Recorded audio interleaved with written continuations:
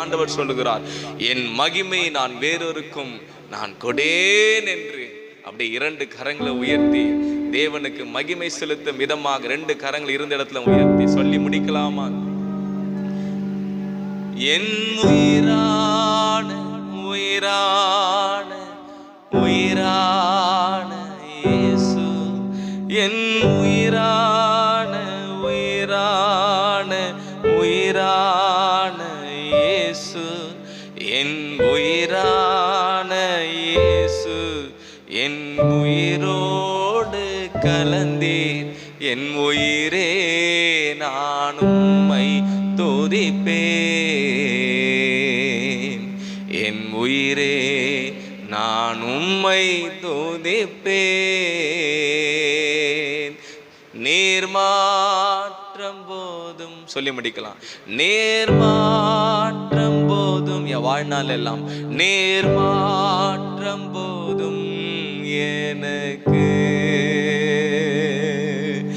நேர்மாற்றம் போதும். தகப்பனே, நாங்கள் உம்மை மகிமைப்படுத்துகிறோம் அப்பா. நீர் பெரியவர், நீர் துதிக்க பாத்திரர், நீர் துதிக்க ராஜா, மகிமையின் தேவன். ஆண்டவரே, நாங்கள் உம்மை ஸ்தோத்தரிக்கிறோம். எல்லா துதிகன மகிமை உமக்கு செலுத்துகிறோம். இயேசு கிறிஸ்துவின் மூலம் செபிக்கிறோம் நல்ல பிதாவே, ஆமென். அல்லேலூயா, அல்லேலூயா. அவரிடத்துல திரளான கிருபையும் திரளான மீட்பும் உண்டு. ஆமென்.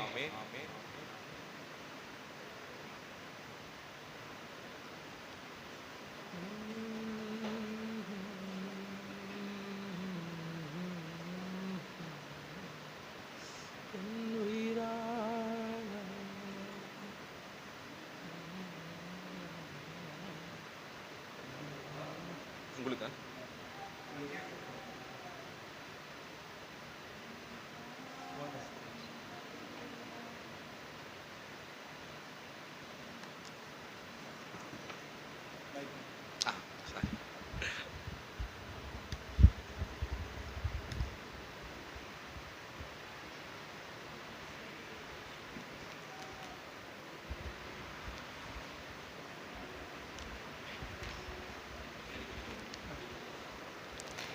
ஹல்லேலூயா.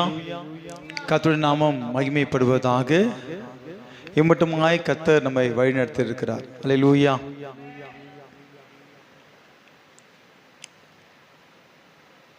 ஆவியானவர்